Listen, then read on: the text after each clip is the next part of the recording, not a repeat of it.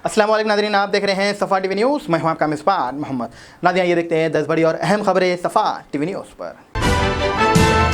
Hyderabad renew और housing के minister Srinivas Reddy ने गांधी भवन में कांग्रेस वर्कर और आवाम के साथ मीटिंग में हाउसिंग ज़मीन और बहाली के मसाइल को हल करने का वादा किया। मिनिस्टर ने इंदिरा हाउसिंग और धानी लैंड रिकॉर्ड के मसाइल को हल करने का अज़म जाहिर किया है और पिछले हुकूमत की लापरवाही पर तनकीद की। उन्होंने कहा है कि हुकूमत ORR एक्ट के ज़रिए ज़मीन का हासिल हल कर रही है और हाउसिंग स्कीम्स का पहले मरहले में 4 से 5 लाख डबल बेडरूम हाउसिंग अपूर किया है।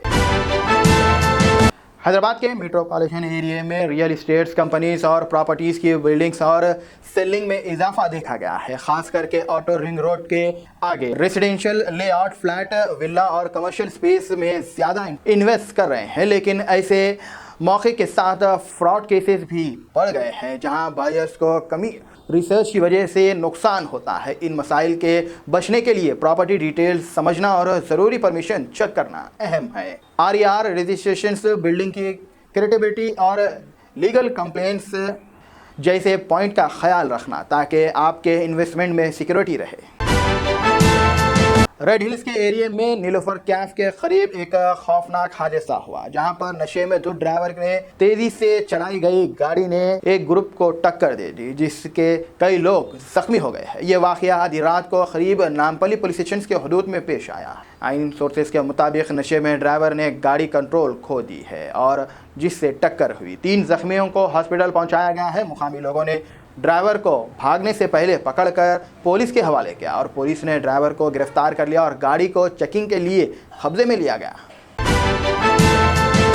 हैदराबाद में assistant commissioner of police ACP के खिलाफ एक केस दर्ज किया गया है जहां उन्होंने अलाई से नशे में ड्राइविंग करते हुए पकड़े गए शख्स के बचाने की कोशिश की। यह वाकया 12 और 13 नवंबर की रात को SR नगर मेट्रो स्टेशन के करीब हुआ जहां पर ACP सुमन कुमार, जो सिद्दीपेट के ट्रैफिक ऑफिसर्स है, और 3 और लोग एक कार में जा रहे थे जब पुलिस ने उन्हें चेकिंग के लिए चेक पोस्ट पर रोका, जहां पर ड्राइवर NJ पुल रेड्डी ने नशे में होने के बावजूद टेस्ट में शिरकत से इनकार किया और ACP ने इंटरफेरेंस की कोशिश की। इस हादसे पर ACP और 3 दूसरे लोगों के खिलाफ मुकदमा दर्ज किया गया जहां पर माधव नगर पुलिस स्टेशन में केस दर्ज किया गया।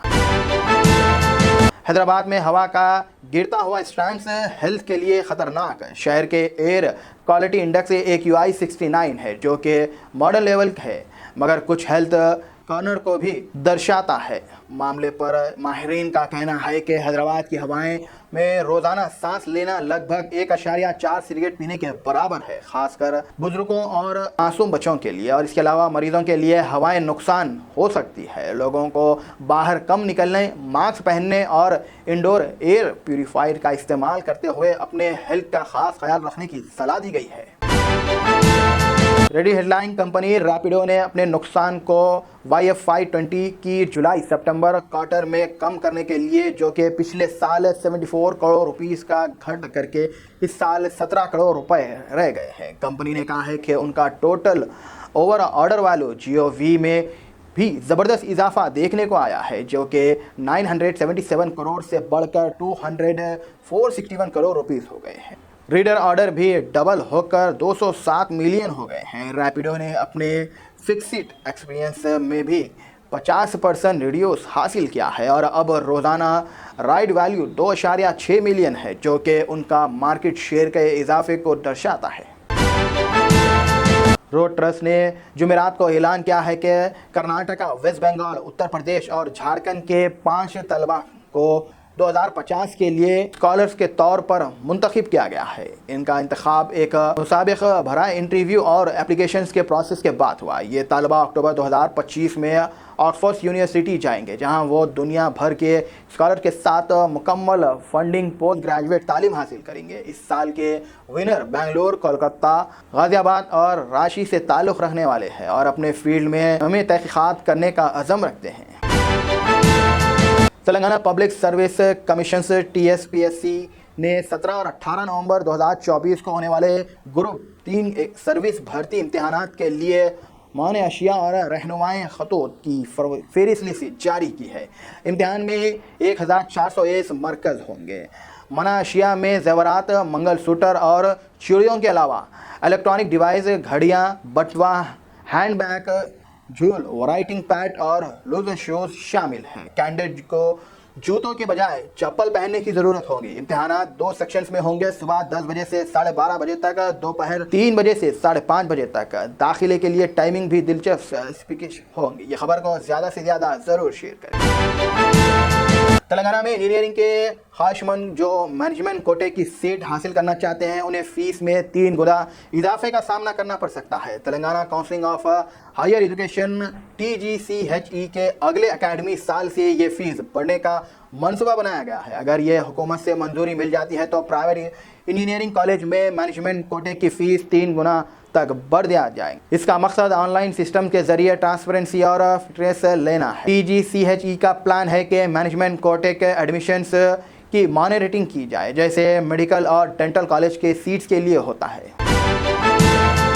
हिंदुस्तान के होलसेल प्राइस इंडेक्स WPI पर मबनी इफार्स ज़ार 2.36% तक बढ़ गई है, जो कि पिछले महीने की 1.83% थी। मिनिस्ट्री ऑफ कॉमर्स और इंडस्ट्रीज ने कहा है कि अफराद के ज़ार के सबसे बड़ा सबब और की चीज़ें की कीमतों में इजाफा है। इसके अलावा फ़रोख्त की चीज़ों की तैयारी, मैन्युफैक्चरिंग, मशीनरी और मोटर व्हीकल की तैयारी में भी शामिल है।